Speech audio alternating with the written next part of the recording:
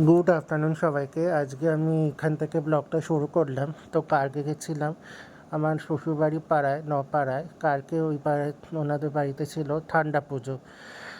যেহেতু 1 এপ্রিল আসছে, মা শীতলা পুজো আসছে, তো প্রত্যেকবার শীতলা পুজো আগের মাসে ঠান্ডা পুজো হয়, তো আমি প্রত্যেকবারই যাই।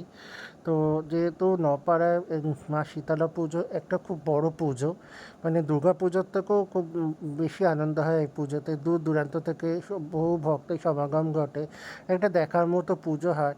তো তাই জন্য আর প্রত্যেক বছর আমরা শীতলা পুজোতে ওই নপাড়াতেই থাকি।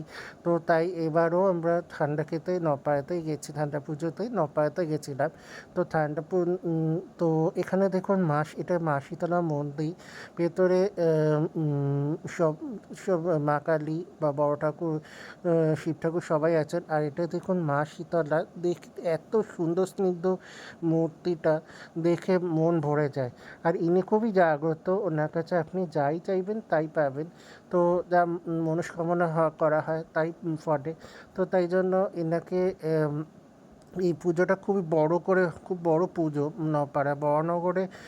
সবথেকে বড় শীতলা পুজো এখানেই হয়। তো মা মন্দিরে নামেনি, যেহেতু মার পায়ে একটু ব্যথা ট্যাথা থাকে। তো মাকে অটোতে থেকে মা দর্শন করে শ্বশুরবাড়ি চলে গেছে। আমি নেমে একটু ধূপকাঠি মোমবাতি দেখিয়ে একটু বাতাসে প্রসাদ দিলাম, দিয়ে তারপর কিছু ওই চপ টপ কিনলাম, কারণ আজকে যেহেতু ঠান্ডা পুজো, তো ওই জল দাদা ভাতের সাথে একটু চপ টপই খাওয়া হবে। তো এই আলুর চপ, ফুলুরি, বেগুনি শাশুড়ি মাও কিনে রেখেছিলেন, আমিও কিনলাম। তো ওইগুলো দিয়ে খাওয়া হবে। তো যেহেতু ঠান্ডা পুজো, আর ঠান্ডা পুজোতে এই সমস্ত খেয়ে কোনো যেহেতু মার মানে ঠাকুরের পুজো, মানে ঠাকুরের প্রসাদ হিসাবে এটা আমরা খাই। তাই জন্য কোনো অসুবিধা হয় না বা কোনো উদ্বেগ হয় না, পেটে কোনো সমস্যা হয় না। তো খেয়ে খুবই ভালো লাগে। তো আমি এই ঠাকুর দর্শন করে মন্দির থেকে বাড়ি চলে এসেছি। মা তো যেরকম বললাম যে টোটো থেকে দর্শন করছে, তো মা আগেই চলে এসছে। তো আমি এলাম, এসে এবার একটু রেস্ট টেস্ট নেবো, চাটা খাবো। তো কালকে তাই খুব ভালো মজা করলাম। আর মা এই বছর প্রথম এলো ঠান্ডা পুজোতে। আগের বছরগুলো আসতে পারেনি। আসলে ঠাকুর যখন যাকে ডাকেন তখনই তার মানে তিনি চান্স পান।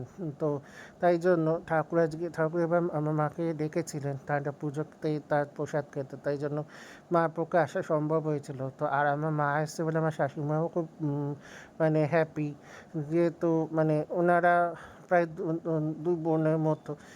তো তো তাই জন্য খুবই হ্যাপি, খুবই ব্যস্ত। তো এই তো কালকে খুব ভালোই মজা করলাম। তো এই পর্যন্ত আজকে রাখলাম।